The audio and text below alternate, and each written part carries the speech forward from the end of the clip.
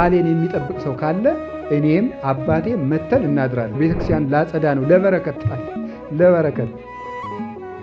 ለበረከት ግን ልባችን የሚጠረገው መቼ ነው? ሰው ለእግዚአብሔር የሚያቀርበው መስዋዕት የገዛ ሰውነቱ ነው። ያ ደግሞ ልቡ ነው። እግዚአብሔር ትሑት ሰብእናን ቅን ልቡናን አይንቅም ይላል። እግዚአብሔርን በመፍራት ልብ ይጠበቃል። እግዚአብሔርን የሚፈራ ሰው መጨረሻው ያማረ ነው ይላል ሲራክ። እግዚአብሔር ትንንሽ ነገሮቻችን የሚወድልንን ያህል ትንንሽ ነገሮች ሳይቀሩ ያስቆጡታል። ካልጸለየ አንድ ሰው አሻንጉሊት በቃ ነፍስ የለም። ስለ እግዚአብሔርን አስፈቅደን መኖር አለብን። ጸሎትን አቋርጠህ አጋንንትን አሸንፋለሁ፣ ወደ ጽድቅ አድጋለሁ፣ እመለሳለሁ ብትል አይሆንም።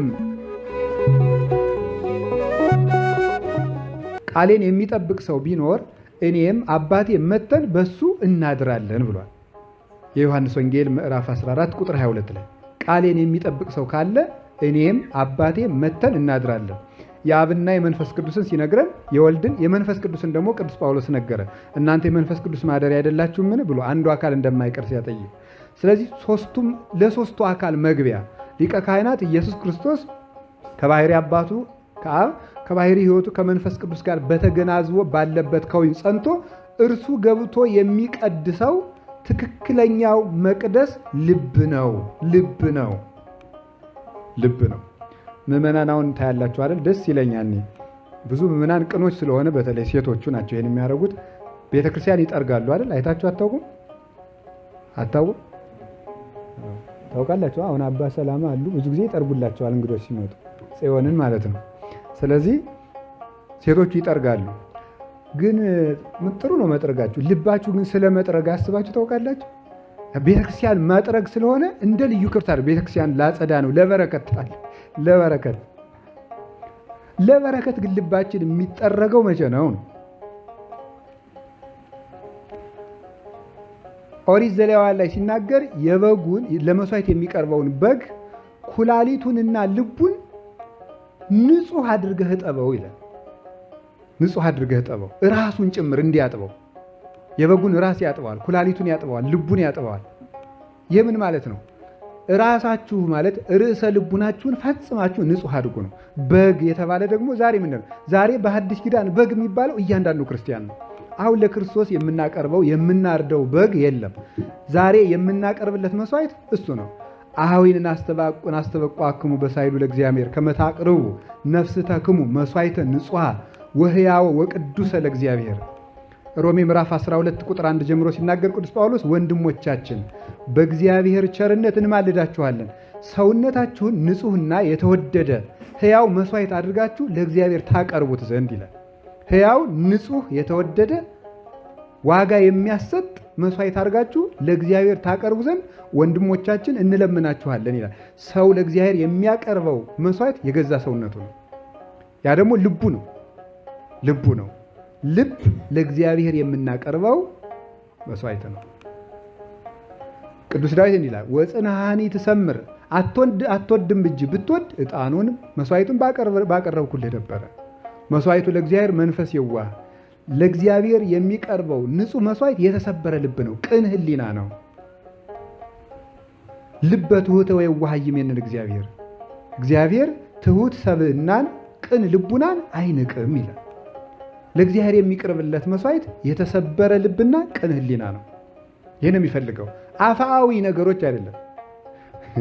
ጌታ ወንጌል ላይ ሲያስተምር ሰምታችሁለን። ወለዘንቱሰ ኩሎ አሕዛበ ምድር ዘአፋ ያስስዎ። አሕዛብን ምን እያለ የሚጠራቸው? ዘአፋ እያለ የሚጠራቸው። እነዚህንማ በአፋ ያሉ አሕዛብ ሁሉ ይሹታል ነው የሚለው። አሕዛብ ዘአፋ ነው የሚባለው። እኛ ዘውስጥ ነን።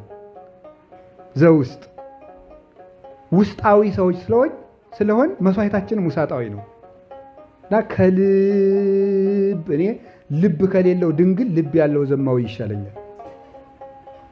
ልብ ትልቅ ነገር ነው። ሳያስብ ንጹሕ ከሆነ ሰው እያሰበ ደካማ ሰው ይሻላል። ሐሳብ የሌለው ሰው ከንቱ ነው። ዝም ብሎ በቃ አለል ዘለል ብሎ የሚኖር ማለት ነው። አለል ዘለል ማለት ልል ዘሊል አትሆን የሚለው ለዚህ ነው። ቅዱስ ዮሐንስ አፈወርቅ ልል ዘሊል ይህ ዝም ብሎ ማስረዳት ሲያቅት እኮ ነው እንደዚህ የሚባለው። እንደዚህ ማለት ዝርግ ህይወት የሚኖር ማለት ነው። እንደዚህ ያለው ሰው የማይደነግጥ የማይፈራ እንዲሁ የሚል ሰው ማለት ነው። ከቃሉ ጋር ናቸው። እግዚአብሔር ከሁላችሁ ጋር። አጥብቀህ ልብህን ጠብቅ በሉ እስቲ። አጥብቀህ ምንህን ጠብቅ? ልብህን ጠብቅ። ምን ስለሆነ? የህይወት መውጫ ህይወት ክርስቶስ የሚገባበት ምንድን ነው ያልነው? ቅድስተ ቅዱሳን መቅደስ። ልብ ገነት ነው። እስኪ ልብ ገነት ነው በሉ። ልብ ምንድን ነው? ገነት ነው። ልብ ገነት ነው በእውነቱ ማለት ነው። ልብ ገነት የሚሆነው ለምን ይመስላችኋል?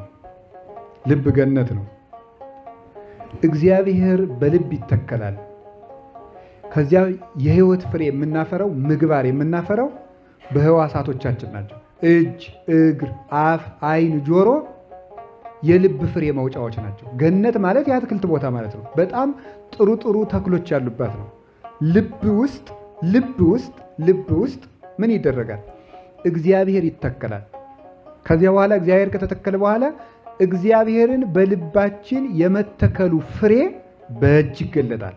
በአይን ይታያል፣ በጆሮ ይታያል፣ በአፍንጫ ይታያል፣ በእግራችን ይታያል፣ በእንቅስቃሴያችን ይታያል፣ በአነጋገራችን፣ በአበላላችን፣ በአኗኗራችን፣ በአስተያየታችን ይታያል ፍሬዎቹ። ስለዚህ ግን ልብ ገነት ነው። ለዚህ ነው አረጋዊ መንፈሳዊ ልቡ ለባሕታዊ ገነተ ተድላ። የባሕታዊ ልቡ ተድላ ደስታ ያለባት ምንድን ነው ያለ? ገነት ነው። እና እንዴት እንደምንጠብቀው ነግራቸዋለሁ። እና ሔዋን ይሄን ሁሉ ዕዳ ለእኛ ጭምር ሊያመጣችብን ገነት ውስጥ እባብን በማዳመጧ ነው። የእባቡ የዲያብሎስ ሐሳብ ወደ ገነት ወደ ልብ ገነት ከገባ ያን ጊዜ ልብ ይሰበራል። ገነት በዲያብሎስ ተደፈረች ማለት ነው። መጀመሪያ እግዚአብሔር ከምድር የሚያስወጣ ሔዋንና አዳምን በሞት ከመቅጣቱ በፊት ከልብ ነው፣ ከገነት ነው ያስወጣቸው። ከገነት ማስወጣት ማለት እግዚአብሔር በዲያብሎስ ምክር ተታለን ልባችን ውስጥ እግዚአብሔር ጸንቶ እንዳይኖር ካደረግን መጀመሪያ ልብ ነው የሚነሳል። እግዚአብሔርን እንደ እግዚአብሔርነቱ እያወቁት ስላላከበሩት ለማይረባ አይምሮ አሳልፎ ሰጣቸው ያለው ቅዱስ ጳውሎስ ይሄን ነው። ልብ ሲነሳ ማለት ነው። እግዚአብሔር ልብ ይነሳል እምቢ ካሉት ማለት ነው። አዳምና ሔዋን መጀመሪያ ያጡት ገነት ልብ ነው እና ልብ ገነት ነው። እግዚአብሔር የሚተከልበት በሱራፌ የሚጠበቅ ረቂቅ ሀገር ነው። የደስታ ምንጭ ነው። እምከመ ይትፌሳህ ልብ ይበርህ ገጽ። ገነት የደስታ ምንጭ ናት። ልብ ሲደሰት ፊት ይበራል። እምከመ ያሐዝን ልብ ይደምን ገጽ። ልብ ሲያዝን ደግሞ ፊት ይጠቁራል ይላል። አሰሩ ለልብ ብሩህ ገጽ። የልብ መታወቂያው ብሩህ ገጽ ነው ይላል። ፊት ይበራል። ቅዱሳን በነገራቸው ላይ እየበቁ ሲሄዱ ምን እያሉ ነው የሚሄዱ? ፊታቸው ምን እያለ ነው የሚሄዱ? እያበራ ማለት ነው። አዝነው እንኳን ይደሰታሉ ማለት ነው። አዝነው እንኳን ይደሰታሉ። በፍጹም የሚደነቅጥ የተኮሳተረ ፊት አይኖራቸውም። እና ልብ ገነት ነው። መጀመሪያ ልንገራችሁ፣ እዚያችኛይቱ ገነት ከመግባታችን በፊት ወደ ልባችን እንግባ። ልባችን ውስጥ ከገባን ገነት እንገባለን። ወደ ልባችን እንመለስ። ገነት ይሏችኋል ልብ ነው፣ የሆነ ሀገር አይደለም። ወደ ልብ ሀገር ዝም ብለን በውጭ እያበርን ነው። ወደ ልባችን ወደሚገባን ሐሳብ መመለስ አለብን። እሱን ነው ገነት ያለ። ልብ ሰማይ ነው። ሰማይ እኮ ነው ልብ። የልባችሁን ክብር እንድታውቁት ብዬ ነው። እስቲ ልብ ሰማይ ነው በሉ። ምን አላችሁኝ? ልብ ሰማይ ነው። እግዚአብሔር ፍጥረትን ሲፈጥር እሁድ 8 ፍጥረታትን ፈጥሯል። ሰኞ ምን ፈጥሯል? ጠፈርን። ማክሰኞ ምንም ፈጥሯል? አቤት እጽዋትን ፈጥሯል። ረቡዕ ምንም ፈጥሯል? ፀሐይ፣ ጨረቃ፣ ከዋክብትን ፈጥሯል ማለት ነው። የማክሰኞ ፍጥረታት ምንድን ናቸው? የማክሰኞ ፍጥረታት ምንን የሚወክሉ ይመስላችኋል? ሰኞ ምንድን ያደረገው እግዚአብሔር? ውሃውን ሰበሰበው አይደል እንዴ? ሰኞ ውሃውን እግዚአብሔር ሰበሰበው፣ በየቦታው ሰበሰበና ከአራት ቦታ ከፈለው። እዚያ ውስጥ አንገባም ጊዜያችን ለመቆጠብ። ሰኞ ከምድር ላይ ውሃውን እግዚአብሔር አነሳና ይሄ ምን ማለት ነው? ማክሰኞ ምድር ምን አለ? ታብቅል አለ። መጀመሪያ ሰው በላዩ ላይ የታቆረው የኃጢአት ውሃ ካልተራገፈለት ምግባራትን ሊያፈራ አይችልም። ስለዚህ ትክክለኛይቱ የመጀመሪያይቱ ምድር ሰውነታችን ነው። ይሄ አፋዊ ሰውነቱ እሱ ነው። ውሃው ይሰብሰብ ማለት ኃጢአት ይልቀቀው፣ ጎርፉ ይድረቅለት ማለት ነው። ንስሐ ይድረቃል። ከዚህ በኋላ ይሄ ሰውዬ ምን ያደርጋል? ማፍራት ይጀምራል፣ ማበብ ይጀምራል። እነዚያ ፍሬዎቹ የመንፈስ ቅዱስ ፍሬዎች ናቸው። ምድር ሰውነታችን ነው። በዕለተ ረቡዕ ከዚያ ምንድን ያደረገ? ሰኞ በፈጠረው ሰማይ ላይ ምን አደረገ?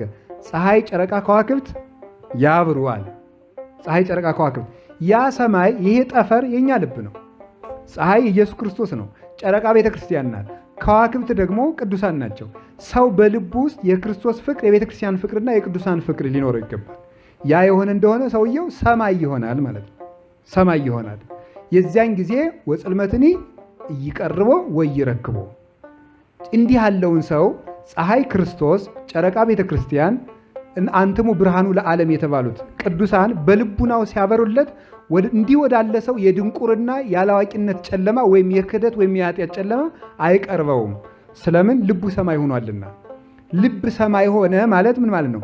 ጠራ፣ ነጻ፣ ከፍ አለ፣ ልዕልና ነፍስን ገንዘብ አደረገ፣ የላይኛውን ዓለም እያሰበ ኖረ ማለት ነው። ከፍ አለ ማለት ነው። ምድራዊ ነገሮችን በመናቅ ሰለጠነ ማለት ነው። አንድ ሰው ወደ ላይ ከፍ ባለ ቁጥር ታች ያሉት ነገሮች እያነሱ ነው የሚሄዱት። ስለዚህ ሰው በልዕልና ነፍስ ሲከብር በቀላል ነገር መጨቃጨቅን ይተዋል። በቀላል ነገር መኮረፍን ይተዋል። በቀላል ነገር መደሰትን ይተዋል። ቶሎም አይረካም፣ ቶሎም አያኮርፍም። ለምን? ልዕልና ነፍስ አለውና ከፍ ያለ ነውና። ሰማይን ምንም ነገር ወርውረህ ልትመታው አትችልም። ከፍ ያለ ልብ ያላቸውን ሰዎች ምንም ቃል ብትወረውርባቸው አታደማውም ልባቸውን። ልብ ምን ናቸው? ሰማይ ናቸው። ለዚህ ነበረ ቅዱስ ዮሐንስ አፈወርቅ ይትካሃለነ ንኩን ሰማይ መሆን እንችላለን ይላል። አረ እንዴት ሆነ እንችላለን? በእፎ ይትካሃለነ ንኩን ሰማይ መሆን የምንችለው እንዴት ነው ይላል። ለማህደረ እንዲያውም ብሎ ይናገራል። ይትካሃለነ ንኩን ዘኒሴኒም ሰማይ፣ ከሰማይም የምንሻል መሆን እንችላለን። ለማህደረ በውስቴትነ ፀሐየ ጽድቅ ኢየሱስ ክርስቶስ እውነተኛው ፀሐይ ኢየሱስ ክርስቶስ በልባችን ካደረ እኛ ከፀሐይም የምንበልጥ መሆን እንችላለን ብሎ ይላል። ከሰማይ እንበልጣለን። ስለዚህ ልብ ሰማይ ነው። ልብ ገነት ነው። ልብ መቅደስ ነው። ልቡን የጠበቀ ሰው ሁሉን ማድረግ ይችላል።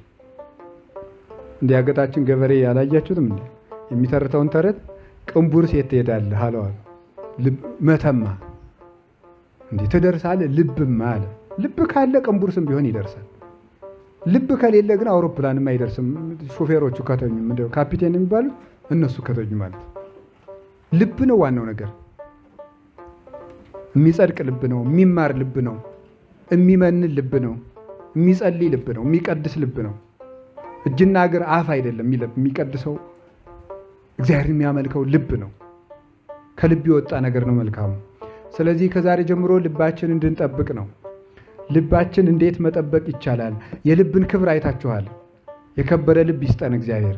እንደዚህ ያለ ስለሆነ ከሚያረክሱን ነገሮች እንድንጠበቅ ልባችን ትልቅ ነገር ነው። የሕይወት መውጫ ከእርሱ ነው ያለው ለዚህ ነው። የምትድንባቸውን ስራዎች ከልብህ ነው የሚወጡት ነው። የምትድንባቸውን ስራዎች የምትሰራቸው ከልብ ነው። ልብን እንዴት መጠበቅ እንቻላል? እችን ሀሳቦች ልጠቁማችሁና ይበቃናል። ልብን እንዴት ነው የምንጠብቀው? የመጀመሪያው ልብ የሚጠበቀው እግዚአብሔርን በመፍራት ነው። እግዚአብሔርን በመፍራት ልብ ይጠበቃል። እግዚአብሔርን በመፍራት ሕዋሳትን ለመጠበቅ አስቀድሞ ምንም መጠበቅ ይገባል? ልብን መጠበቅ። ልብን ማን ሊጠብቀው ይገባል? ፈሪሃ እግዚአብሔር። ፈሪሃ እግዚአብሔር ትፍሲተ ልብ ውእቱ ወይሁብ ሐሴተ ወያስተፌስህ ወያነውህ ሕይወተ ይላል መጽሐፈ ሲራክ ምዕራፍ 1 ቁጥር 5 ላይ። እግዚአብሔርን መፍራት የልብ ደስታ ነው። ፍጹም ተድላ ደስታን ይሰጣል፣ ዘመንንም ያረዝማል ይላል። እግዚአብሔርን መፍራት የልብ ደስታ ነው። ልብን የሚጠብቀው እግዚአብሔርን መፍራት ነው። እግዚአብሔርን መፍራት ለፈራሄ እግዚአብሔር ይሴኒ ዳህሪቱ። እግዚአብሔርን የሚፈራ ሰው መጨረሻው ያማረ ነው ይላል ሲራክ። እግዚአብሔርን የሚፈራ ሰው መጨረሻው ያምራል። እግዚአብሔርን የማይፈራ ሰው ግን ጀምሮ ነው የሚቀረው። ወዲያው ነው ሁሉን ነገር ታይቶ መጥፋት ነው፣ እንደ ጸከንቱ ነው። ፈሪሃ እግዚአብሔር ያለው ሰው ግን እሾህ ቢወጋው ነቅሎ ይሄዳል። እንቅፋት ቢመታው አንክሶ ይደርሳል።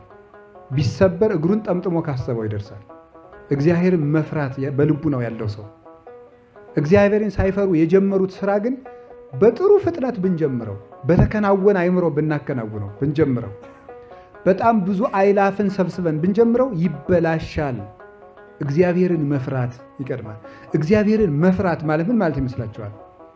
እግዚአብሔርን ማክበር፣ ለእግዚአብሔር መጠንቀቅ ማለት ነው። ለእግዚአብሔር መጠንቀቅ፣ እግዚአብሔርን ማክበር። እንደዚህ አሁን ኦርቶዶክስ ውስጥ እንደዚህ አይባልም እንደዚህ አይባልም የሚባል ነገር ይበዛል አይደል? ሌሎች ቦታ ስትሄዱ ደግሞ እንደዚህ ችግር የለም እንደዚህ ችግር የለም የሚል ይበዛል። እንደዚህ አይባልም እንደዚህ አይባልም የሚባለው ለምንድን ነው? ለእግዚአብሔር ምን ያህል እንደምንጠነቀቅ ለመግለጥ ነው። ቆይ አንድ ሀሳብ ልንገራችሁ። አሮንን እግዚአብሔር ለሙሴ ሲያዘው ምንድን ነው ያለው? እግዚአብሔር ለሙሴ ወንድምህ አሮን ወደ ቤተ መቅደስ ሲገባ ልብሱ እንዳይራቆት እስከ ተረከዙ የሚደርስ ቀሚስ ይልበስ፣ እኔ የሰውን እርቃን አይቼ አልታገስምና ይላል። ቆይ አንድ ሀሳብ ልንገራችሁ። አሁን የእግዚአብሔርን አይን ልብሱ ጋርዶ ያስቀረዋል? ያስቀረዋል እንዴ? አያስቀረው። ምንድን ነው የሚያስቀረው? ከልብሱ ውስጥ ያለውን ልብ እያየው አይደል? ምን ማለት ነው ታዲያ? እንደዚያ ለእግዚአብሔር በምን ያህል መጠን መጠንቀቅ እንደሚገባል ለማጠየቅ። እግዚአብሔር ትንንሽ ነገሮቻችን የሚወድልንን ያህል ትንንሽ ነገሮች ሳይቀሩ ያስቆጡታል። ይህን ማወቅ አለብን። እስመ ፍቅር ከመሞት ጽኔት፣ ፍቅር እንደ ሞት የጸናች ናት ያለ መኃልየ ሰሎሞን ላይ ለዚህ ነው። ፍቅር እንደ ሞት የጸናች ናት። አጥብቆ የወደደህ ሰው በትንሽ ነገርም አጥብቆ ሊጠላ ይችላል። መጠንቀቅ አለበት። ለፍቅሩ ዋጋ ካልተሰጠው፣ ፍቅር የሚከስረው መቼ ነው ከተባለ ለፍቅሩ ዋጋ ሳይሰጠው ሲቀር፣ ፍቅር ክብር ካልተሰጠው ይጠፋል። ፍቅር ክብርን መንካት የለበትም። ክብር ፍቅርን መንካት የለበትም። በመዋደድ ሰበብ የሚጠፋ ክብር መኖር የለበትም። እንትን አለ እዚህ አብይ ቆቃ የሚባል አለ አይደል የተባለው? ያ ትልቅ ቆቅ ማለት ነው፣ ሌላ ትርጉም የለው። እና የቆቅ ልጆች ሲጫወቱ ጥሬ ይለቅሙና ሲጠግቡ ደስታቸው የአባታቸውን አይን በማንቆር ነው የሚዝናኑት። በጣም እኮ ነው የሚገርም። የሰውየውን አይን እና የአባታቸውን አይን በማውጣት ይዝናናሉ። እንዴ እኔ ወደድኳችሁ እንጂ እስከዚህን ተደፋፍረናል ብሎ ጠቅቶ ይገላቸዋል። ንስርም እንደዚያ የሚያደርገው መዋደድ እንዴ ክብርን ይነካል እንዴ ብሎ ጠቅቶ ነው የሚገለው። አባት እኮ ነው ግን አባቱ ነው ግን ይገለዋል። መዋደድ ክብርን መንካት የለበትም። ክብር ደግሞ ፍቅርን ማስቀረት የለበትም። እግዚአብሔር ያን ያህል የከበረ ሲሆን ግን ዝቅ ብሎ የሚወድ አምላክ ነው። ከድሃ ቤት የሚገባ የእኛን ስጋ የለበሰ በእኛ ቃል የተናገረ በእኛ ምድር የተመላለሰ የእኛን ውሃ የለመነ የእኛን ቁራሽ የለመነ ነው። ዝቅ ብሎ ነው የሚወደን። ከእኛ ቀዝቃዛ ውሃን ከወርቅ አብልጦ አክብሮ የሚቀበል አምላክ ነው። እግዚአብሔር ፍቅርን ሲያለብሰው ጠጠርም ቢሆን ወርቁ ነው የሚታየው። እግዚአብሔር ከገፈፈው ደግሞ ወርቅ ከጠጠር ይልቅ የተናቀ ይሆናል፣ ያነሰ ነው የሚሆነው። እና ለዚህ ነው እግዚአብሔር ይሁ ክብረ ወሞገስ የሚባለው። እግዚአብሔር ክብር ሞገስን መወደድን ይሰጣል። እና ግን በወደድ አሁን ይኸውላችሁ አሮንን ምንድን የሚለው ይኸውላችሁ፣ እኔ በጣም መጻሕፍትን ስማርም ሆነ ስመለከት ከሚደንቁኝ ነገሮች አንዱ የአሮን ልብሶችን ሳስብ ሁልጊዜ እንደው ድንቅ ነው የሚለው። እግዚአብሔር በደረት ኪስ እንደዚህ 5 ቁልፍ ተከለበት። እንዲሁ አሁን እግዚአብሔር ስለ ቁልፍ ሲጨነቅ ምን የሚሉት ነው? አሁን ይሄ በደረቱ ላይ እዚህ ላይ ቁልፍ አድርግበት፣ ከአንገት ጀምሮ እስከ ደረት ድረስ እንደዚህ ያለ ቁልፍ ተከለበት። አሁን እግዚአብሔር ኋላ ደግሞ የቁልፉ ማስገቢያ ቀዳዳ እንዲህ አድርገህ ስፋው። ይገርማል እኮ። ለምንድን ነው እንደዚህ የሚለው እግዚአብሔር? በጣም ፍቅር ሲገለጥ በአባትና በእናት መካከል አባት ጠቅላላ ነገሮችን ነው የሚያየው። እናት ደግሞ ምንድን ነው የምታየው? ዝርዝር ነገሮችን ነው የምታየው። አባት ልጄ ደህና ነህ? አዎ። ፊትህ አልከሳም ሰሞኑን? አዎ። ወፍረሃል? እሰይ ልጄ ነው የሚለው። እናቱ ደግሞ እዚች ላይ የሆነች ሳር አለችብህ ብላ እስከዚያ ድረስ ነው የምታየው ማለት ነው። እና እግዚአብሔር ግን አባት ብቻ አይደለም እናት ጭምር ነው። እና ቅዱስ ያሬድ ለዚህ ነው አንተ አቡነ ወአንተ እምነ የሚለው። አንተ አባታችን ነህ፣ አንተ ደግሞ እናታችን ነህ የሚለው። እግዚአብሔር እናትነትንም አባትነትን የሚያሟላ ነው። እናት ብትሆን አባት መሆን አትችልም። እንደ አባት ደግሞ አትጠብቀን፣ ማልቀስ ነው ካቃታት። አባት ደግሞ አባት ነው፣ ይጠብቅና ግን መንከባከብ ይጎድለዋል። እግዚአብሔር እንደ እናት ነው ይንከባከብ። እናት ነው እንጂ ምን እንደ እናት ነው። እናት ሆኖ ይንከባከበናል፣ አባት ሆኖ ደግሞ በግርማው ይጠብቀናል። እግዚአብሔር አባት ምና እና ትንንሽ ነገሮቻችሁን ሳይቀር እወዳቸዋለሁ፣ ቁልፎችንም ጭምር ነው የምወዳቸው ለማለት ነው። በዚህ መጠን ነው የምወዳችሁ፣ እንኳን ለእናንተ ለለበሳችሁት ቁልፍ ሳይቀር ክብር እሰጣለሁ ለማለት ነው። በዚሁ መጠን ግን እግዚአብሔር ይሄ ቀላል ነው፣ ኧረ ይሄ ቀላል ነው፣ ስንት የባሰ ነገር አለ ይሄ እንደው የሚል ሰው እግዚአብሔር ተመልከቱ። ኦዛ የሚባል ሰው ታውቃላችሁ አይደለም? ሁለተኛ ሳሙኤል ምዕራፍ 6 ላይ አለ። ታቦተ ጽዮን ተማርካ ስትመለስ በከብቶች ጀርባ ላይ በጊደሮቹ በሰረገላ ተጭና ስትመጣ ዘመን ማለት እንዳትወድቅ ብሎ ነው፣ ታቦቷ እንዳትወድቅ ብሎ ነው ሊደግፍ እጁን እንዲህ ሲያደርግ መልአኩ መጥቶ ይሄ ሰውዬ ልደግፍ ነው ያለ እኮ። ግን ቢሆንም ለመልካም ብለህ ብታደርገውም ቢሆን መንካት አትችልም ነው፣ ያን ካህኑ ብቻ ነው የሚነካው ነው ብሎ ቆረጠው። እግዚአብሔር ትንንሽ ነገሮችን ጭምር እንድጠነቀቅ። አሁን እንዲያውም የሚገርመው ጽድቅን ንቀን አረ ሰው ስንት ችግር ውስጥ አለ። እንዲሁ ይሄን የምትሰብኩ ለምንድን ነው እንደዚህ ያለ? አሁን ምሳሌ አሁን ቀለል ያለ ነገር ወንዶች ጸጉራችሁን አሳጥሩ ሲባል አረ ይሄ ቀላል ነገር ነው እንዴ ስንት የሚል ሰው አለ። እንደዚህ ያለ ነገር የለም። ቀላል አንድ ማንኪያ መርዝ ጠጣና አይገልህ እንደው ተመልከት። ደግሞ አንድ ቁናም ጠጣ፣ ሁሉም እኩል ነው። በቁና ሰፍረህም ብትጠጣው አንድ ማንኪያም ብትጠጣ ይገላል። በቃ መርዝ ነው። እግዚአብሔርን እስካስቀየመ ድረስ ሁሉም ኃጢአት በደል ነው ይላል ቅዱስ ዮሐንስ አፈወርቅ። እግዚአብሔርን እስካስቀየመ ድረስ፣ እግዚአብሔርን እስካስከፋው ድረስ፣ ከእግዚአብሔር ፈቃድ ተቃርኖ እስከቆመ ድረስ ምንም ኃጢአት በደል ነው። ምንም ኃጢአት እና እግዚአብሔርን በትንንሽ ነገሮች ሳይቀር ማክበር፣ በንግግሮቻችን በሁለንተናችን መጠንቀቅ ልቅም ያልን ሰው እንድንሆን አጥብቀህ ልብህን ጠብቅ። እና እግዚአብሔርን መፍራት ማለት እግዚአብሔርን ማክበር ማለት ነው። በእያንዳንዱ ነገር ምን ማለት ነው መሰላችሁ? በደንብ እያሰቡ መሄድ ነው። እግዚአብሔርን ማሰብ ኮንሺየስ መሆን ማለት ነው። በእያንዳንዱ ጥቃቅንና ዝርዝር ጉዳዮች ላይ እግዚአብሔርን ማሰብ መቻል፣ እሱ እግዚአብሔርን መፍራት። ያ ነው እግዚአብሔርን የሚጠብቀን። እግዚአብሔር ያዕቀበ ሀገር ያለው ይሄንን እግዚአብሔር ከተማን ካልጠበቀ ማለት ልብን ካልጠበቀው፣ ፈሪሃ እግዚአብሔር ልብን ካልጠበቀው ጠባቂ በከንቱ ነው የሚደክመው ማለት። ሕዋሳቴን ከዝሙት ከኃጢአት ከበደል ጠብቄ እግዚአብሔርን አመልካለሁ የሚል ሰው ውሸቱን ነው፣ አይሆንለትም። በከንቱ ነው የሚደክመው። ይሰግዳል፣ ከኃጢአት ርቃለሁ ብሎ ይቀጠቅጣል፣ በፍጹም አይወጣም። ከንቱ ይደክማሉ ጠባቂዎች። ፈሪሃ እግዚአብሔር የልቡን ከተማ እስካልጠበቀለት ድረስ። ስለዚህ ልብ የሚጠበቀው በፈሪሃ እግዚአብሔር ነው። ፈሪሃ እግዚአብሔር ደግሞ ማለት አንድ መጠንቀቅ ማክበርና ሁልጊዜ በእግዚአብሔር ፊት እንዳሉ ማየት ነው። እግዚአብሔር መረጃ አይሰበስብም ማይል ሁልጊዜ ያያል። እንዲህ ግልበጥ ብለን በተኛንበት ፍራሽ ላይ እግዚአብሔር እያየን፣ በጣም ነው የሚገርመው እኮ። ይሄን ማሰብ መቻል ነው ፈሪሃ እግዚአብሔር ማለት። ይሄን ማሰብ መቻል ብቻን ሆኖ ማሰብ ማለት ይሄን ሁልጊዜ በእግዚአብሔር ፊት ነኝ ብሎ ማሰብ ይሄ ነው ልብን የሚጠብቀው። ሁልጊዜ በእግዚአብሔር ፊት ነኝ፣ ያለ ቦታ ያለ ጊዜ፣ ፍርዱንም ማሰብ።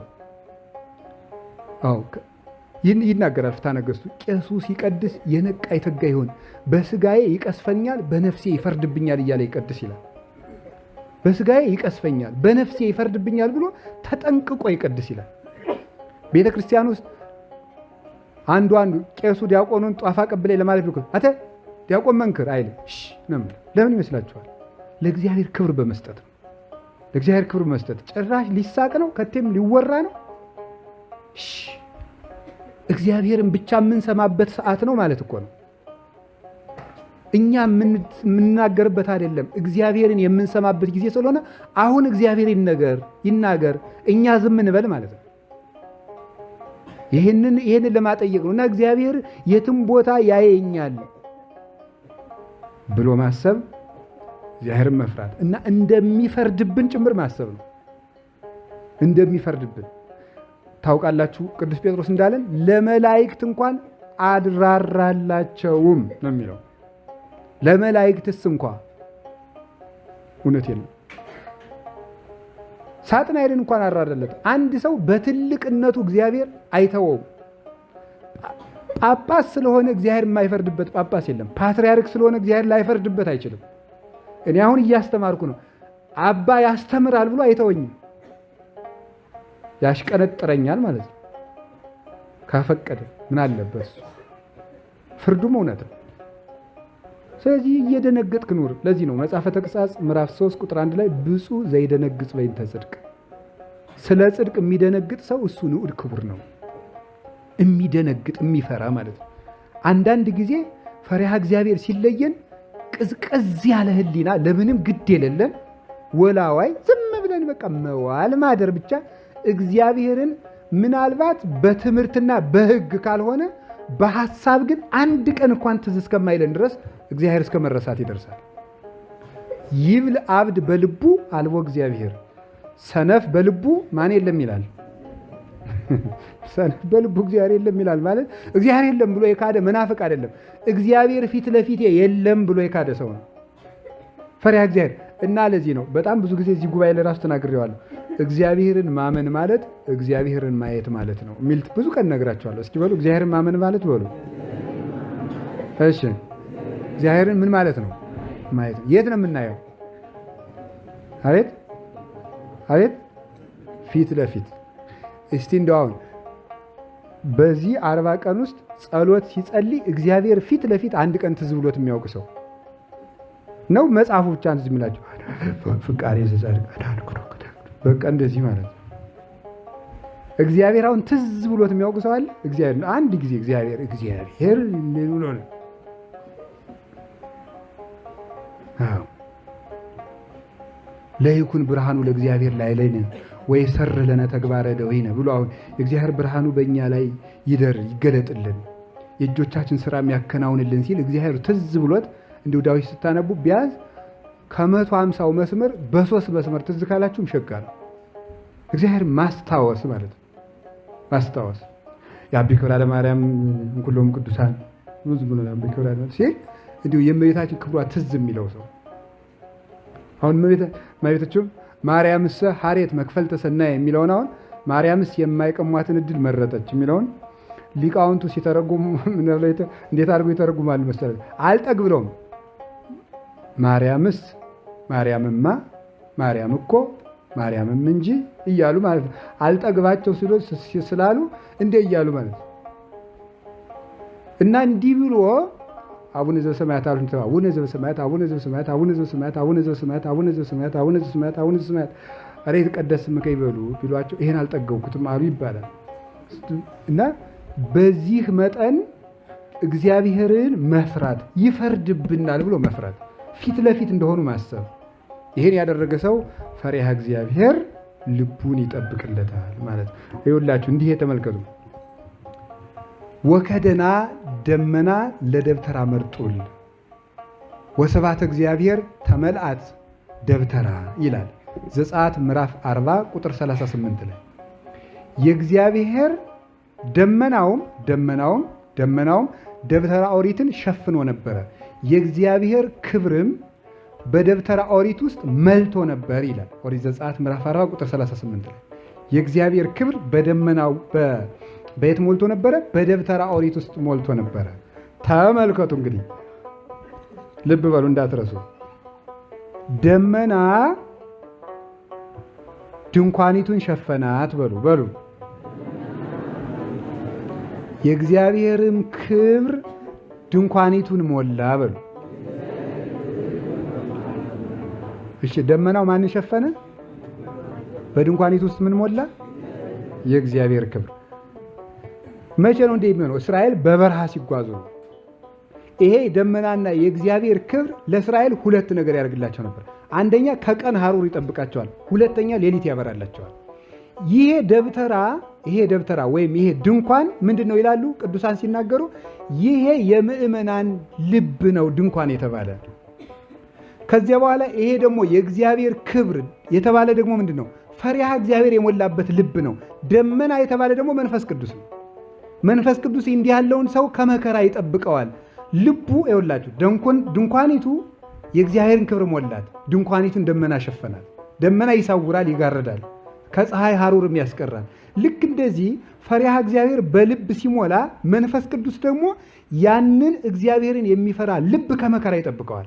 እንደዚህ የሆነ ሰው ይላሉ እንደዚች የሆነች ነፍስ እንዲህ ብላ መዘመር ትችላለች። መዓልተ ፀሐይ እያውኢከ ወኢወርህ በሌሊት በመዓልት ፀሐይ አያቃጥልህ በሌሊት ጨረቃ አይቀዝቅዝህ ብላ መጸለይ የምትችለው ይቺ ነፍስ ናት። ለመሆኑ ዳዊቱ ራሱ እኮ ሳይገባን ነው የምንዘምረው። ምክንያቱ ለምንድን ነው? ደብተራ ብርሃን ናታ። ደመና ብርሃን ስለጋረዳት ደመና ብርሃን የጋረዳት ለሌሊት ምን ያደርጋል? ስለሚያበራላት ወኢወርህ በሌሊት ጨረቃ ተጋርዳ አይቀዝቅዝህ አይጨልምብህ እንቅፋት አይምታ።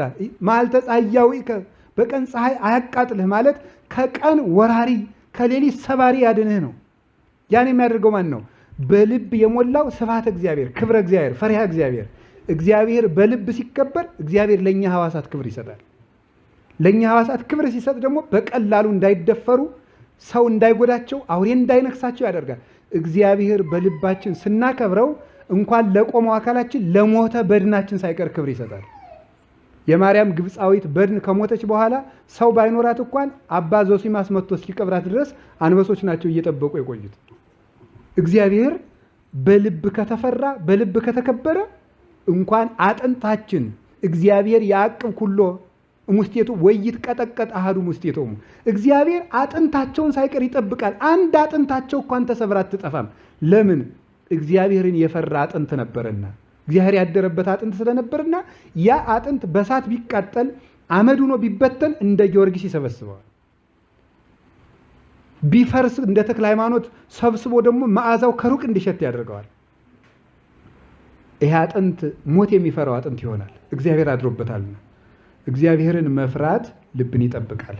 እግዚአብሔር ፈሪሃ እግዚአብሔር ያድለን፣ ፈሪሃ እግዚአብሔር ያድለን። እና እውነቴን ነው እንደው ስንናገር ሁሉ ፈሪሃ እግዚአብሔር ይኑረን። እንደው እውነቴን ነው። በጣም ደፋሮች ነን። እይጻ አብይ ነገር ማፉክሙ ከልቡናችሁ ታላቅ ካፋችሁ ታላቅ ነገር አይወጣ ተብሏል። እና በሁሉ ነገር ፈሪሃ እግዚአብሔርን ሰው ነው ይሁት። ዝም ብላችሁ ሲራመድ ራሱ እኮ ፈሪሃ እግዚአብሔር የለው ጀብ ነው የሚለው። መነኩሴ ካረገው በተለይ ይሳቄ ነው የሚመጣው። መነኩሴ እንደ ጎረምሳ ካሄደ ቀስ ተብሎ ነው የሚገርም። ቀስ ፈሪሃ እግዚአብሔር፣ ዝግታ፣ እርጋታ፣ ስክነት። አሁን መነኮሳት አንድ ባህል አላቸው መቼስ ተመስገን። ምንድነው? ቀስ ብለው ነው የሚያወሩ። በተለይ እነሙሃይ እንደዚያ ብለው ነው የሚያወሩ። ቀስ ብለው ጥሩ ነው እኮ መረጋጋት። በእግዚአብሔር የመኖር ምልክት ነው። መፍራት ነው። ጮሆ መናገር ራሱ እግዚአብሔርን ያለ መፍራት ምልክት ነው። እግዚአብሔርን የሚፈራ ሰው እንዴ ተመልከቱ እስቲ። ያው በዚህ ነምር ብሎ በመካከል ስትሄዱ ምን እያደረጋችሁ? ቀስ ብላ ቀስ እያልኩ ነው የምትሄዱ። እንዳይሰማብህ ማለት እግዚአብሔር በእግዚአብሔር እጅ መሃል የሚራመድ ሰው እንደዚህ ቀስ ብሎ። የገጠር እናቶች እንዲህ ይላሉ። ነፍሰ ጡር ሲሆኑ ነው እግዚአብሔር የሚያስቡት እላለሁ። እንደው አንዳንድ ጊዜ ነው ዝም ብዬ ፊት ስለሰማው ነው። አሁን በተለይ ይሄ ነፍሰ ጡር ሴት ስትዋሽ አንቺ እንደው በእግዚአብሔር እጅ ተይዘሽ ተዋሻለሽ ይሏታል። እግዚአብሔር እጅ ተይዘሽ እነሱ አልተያዙም ማለት ነው። በጣም ነው የሚገርመኝ እኮ። ምክንያቱም አሁን የሚፈሩት እነሱ ሲወልዱ እንደሚሞቱ ብቻ ነው። ሲወልዱ እንደሚሞቱ ያስባሉ። እና የዚያን ጊዜ ነው በእግዚአብሔር እጅ። ስለዚህ ቢያንስ አሁን አትዋሽ ነው እግዚአብሔር እጅ ተይዘሽ ይላሉ።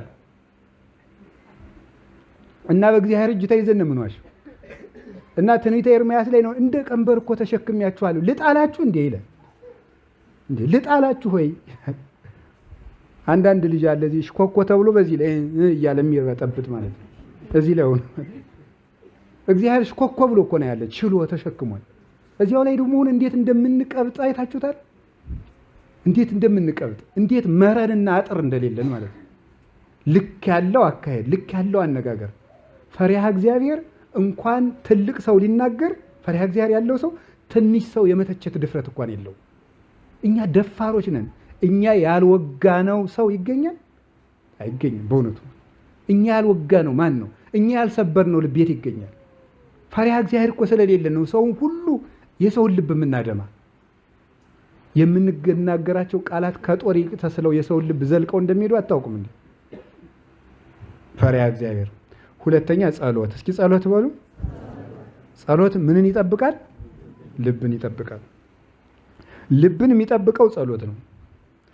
እንዲህ ብሎ እንደተናገረ ባጭር ቃል ነቢዩ ላይ ምን ብሎ ነው የተናገረ? ልበ ንጹሐ ፍጥር ሊተ እግዚኦ መንፈሰ ርቱዐ ሐድስ ተከርሰየ ወበመንፈስ አዚዝ አጽናኒ ነው ያለው። ስለዚህ በጸናው መንፈስ በጽኑ መንፈስ ቅዱስ አጽናኝ፣ የቀናውን ልብ በልቡናዬ አሳድርብኝ፣ ንጹህ ልብ ፍጠርልኝ አለ እግዚአብሔር። የሚገርመው በሐዲስ ኪዳን ራሱ የድንጋይ ልብ አውጥቼ ወበክሙ ልብ አዲሰ አዲስ ልብ እሰጣችኋለሁ ነው ያላቸው። ትንቢተ ኤርምያስ ላይ ሲናገር አዲስ ልብ እሰጣችኋለሁ። ስለዚህ አዲስ ልብ የሚገኘው በጸሎት ነው። እንዲያውም ምን ይሉታል? ልብ ምሽግ ነው፣ ሰው ደግሞ አርበኛ ነው፣ የክርስቶስ ወታደር ነው። ወታደሮች የሚዋጉት ከምሽጎቻቸው ሳይወጡ ነው። የሰው ደግሞ ምንድነው? ልቡ ምሽግ ነው። ያንን የሚጠብቀው ከተማ ጸሎት ነው ይላሉ። እስኪ አንድ ጥያቄ ልጠይቃችሁ። አንድ ንጉስ በአንዲት ሀገር ነግሶ ሲኖር ሌሎች ጠላቶቹ እሱ ወደ ነገሰበት ከተማ ቢመጡ ከተማውን ለቆ ሂዶ ይዋጋል ወይስ ከተማውን ሳይለቅ ይዋጋል? በሉ ንገሩኝ እንጂ። ከተማውን ለቆ ነው አይደለም እንዴ? ሳይለቅ ነው። ለቆማ ከሆነ በሌላ በኩል ገብተው ይይዙታል። ከተማ ሳትለቅ ተዋጋ ይላሉ አባቶቻችን በዜና አበው። ከተማ ሳትለቅ የልብ ከተማው ጸሎት ነው። ጸሎትን አቋርጠህ አጋንንትን አሸንፋለሁ፣ ወደ ጽድቅ አድጋለሁ፣ እመለሳለሁ ብትል አይሆንም። ቤተ መንግስትህን ለቀህ እየተዋጋ ነው። ከተማህን ለምን ትለቃለህ? አጥር ነው። አጥሩ ከፈረሰ ቤቱን ነቅንቆ ማፍረስ ቀላል ነው። እና የህይወታችን አጥር ጸሎት ነው። ስለዚህ ሁላችንም ወደ ፈተና እንዳትገቡ ምን በሉ ነው ያለ? ተግታችሁ ጸልዩ ነው ያለ። ፈተና ልብ እንዳይፈተን የሚጠብቀው ጸሎት ነው። ጸሎት ካቋረጠ በሁሉም ነገር ህሊናው ቀዝቃዛ ነው፣ ተስፋ የቆረጠ ነው፣ ልቡ ቀዝቃዛ ነው፣ ሐሳቦቹ ሁሉ የሞቱ ናቸው፣ በጎ ስራም አይሰራም። አንድ በገዳም የነበረ ትልቅ ባይታዊ ነበረ እና ደቀ መዝሙር አለው። ደቀ መዝሙሩ ጸሎት አይወድም። ልጄ እባክህን ጸሎት አታቋርጥ፣ ጸሎትህን ካቋረጥክ አጋንንት ሕዋሳትህን ለኃጢአት አሳልፈው ይሰጡሃል እያለ ይነግረዋል። እምቢ ብሎ ዘመኑ ጨረሰ። መሀል ላይ አቋርጦ ተቀሰፈና ሞተ። ተቀስፎ ሙቶ ይሄ ሰው ደቀ መዝሙር የት ደርሶ ቢሆን እያለ ወደ እግዚአብሔር ያመለክታል። ወደ እግዚአብሔር ሲያመለክት የጻድቃንን መኖሪያ ሁሉ ሲያሳየው ኖረና የሚገርመው ይሄኛው መነኩሴ ነው ደቀ መዝሙሩ። ከኃጥአን መኖሪያ ሲደርስ ደቀ መዝሙሩ እስከ አንገቱ ድረስ እሳት ወርሶ ታየ።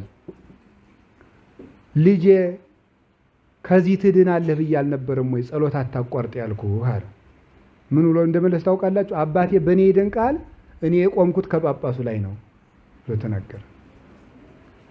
እንግዲህ ካልጸለዩ ጳጳስነት እንኳን አያድንም ማለት ነው። ካልጸለዩ ካልተጉበት የለም። ኦይ ስንቱን ነግራቸዋል። ልብስ ስፌት ቤት አሁን ስትሄዱ የመነኮሳትና የጳጳሳት ልብስ የሚሰፋባቸው ቦታዎች አሉ። ቆባቸውን ገጭ አድርገው አሻንጉሊቶቹ ማለት ነው ካባ አድርገው እንደዚህ አድርገው ምናምን ስታዩ እንደው ብር የሌላችሁ ሁሉ አሰፉ ነው የሚሏቸው መነኩሴ መስሎ ምናምን። አሁንማ እንደው መስቀል ሁሉ እያደረጉባቸው ነው። ገብቷችኋል አይደል? እዚህ የተረፈውን እናንተ አመስጥሩት። የልብስ ጽድቅ የለም ብዬ ነው። የለም አሻንጉሊቱ አሁን እያበጠረው አይደል እንዴ? እውነቴን ነው፣ እያበጠረው ነው። አሁን አሻንጉሊት ማለት ነው። ካልጸለየ አንድ ሰው አሻንጉሊት ነው። በቃ ነፍስ የለው እንዴ? የነፍስ አለቃዋ እኮ እግዚአብሔር ነው። አለቃዋን እግዚአብሔርን መላኬ ሕይወትን እኮ ነው የምንለው። ክርስቶስ እኮ የሕይወታችን ገዥ ነው። የሕይወታችን ራስ፣ የሕይወታችን አለቃ መሪያችን ነው።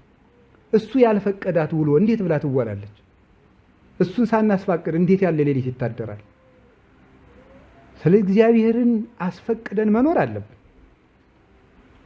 እምኀበ እግዚአብሔር ይጸንዕ ሑረቱ ለሰብእ፣ የሰው ጎዳናው ከእግዚአብሔር ከተነሳ ይቀናለታል ብሏል ቅዱስ ዳዊት። በጸሎት ከእግዚአብሔር ተነስተህ ከሄድክ ይከናወንልሃል። ከራስህ ተነስተህ ከሄድክ በራስህ ትጠፋለህ። ስለዚህ ከእግዚአብሔር የተጀመረ ነገር ከእግዚአብሔር ያደርሳል። ጸሎት ልብን ይጠብቃል። አሁን እግዚአብሔር ካስቻለን እግዚአብሔር ቢረዳን ጸሎት ላለማቋረጥ ለራሳችን ቃል ብንገባ ጥሩ። እንደው ነገ ሰኞ ነው መቼስ ሰኞ የሁሉ ነገር መጀመሪያ ነው። ሰኞ ጀምረን ቢሆን ነገ እንደው ውሃው ቢሰበሰብ ጥሩ። ውሃው ተሰብስቦ ነገ ጸሎታችን ላለማቋረጥ እስቲ እንትጋ። ከዛ ልባችን ይጠብቃል እግዚአብሔር። ከቃሉ ጋር ናችሁ? ከቃሉ ጋር ናችሁ? አዎ ይላችሁ። አቅም ያለው ሰው ሽፍታ ቢጠልበት ሽፍታው ጋር ጉሮሮ ለጉሮሮ ይገጥማል። አቅም የሌለው ሰው ምን ያደርጋል? ሽፍታ ቢይዘው አቅም የሌለው ሰው ሽፍታ ቢይዘው ምን ያደርጋል? ተናገሩ። ይጮሃል በሉ እንጂ እና አቅም ከሌለ ጩህ ነው። መጸለይ ማለት እኮ እኔ አቅም የለኝም እግዚአብሔር ወይ ድረስልኝ ማለት ነው። ሬሳ ያለህ ማለት እኮ ነው። ሰይጣን አንቆ ሊገለኝ ነው ማለት ነው። ጸሎት ማለት እኮ ጩኸት እኮ ነው። ስማኒ ጊዜው ጸሎቴ ስመጸራይ ኳቤ እኮ ያለው ነው። ወደ አንተ ጩሄ የለመንኩት እንዳቤቱ ልመናዬን ስማኝ። ጩኸት ያለው ዳዊት ጸሎቱን ለዚህ ነው። አቅም የለኝም አለመጸለይ ትዕቢት ነው። እኔ ለራሴ በቃሁት ነቃሁት ማለት ራሴን አሳድረዋለሁ እግዚአብሔር ሆይ አታስፈልገኝም እንደማለት ነው። መጮህ ደግሞ እኔ አቅም የለኝም እግዚአብሔር ሆይ አንተ መክትልኝ ነው። አውስኦሙ ቃለ ለለይ ይጽሉኝ አይደል ያለ። ለሚሰድቡኝ ለሚገዳደሩኝ ሰዎች እኔ መመለስ አይቻለኝምና አንተ መልስላቸው ነው። እግዚአብሔር እንዲመልስላቸው እኛ ወደ እግዚአብሔር እንጮሃለን። ይሄን ያደረገ ሰው እግዚአብሔር በጸሎት ይጠብቀዋል። ጸሎት ልብን ይጠብቃል።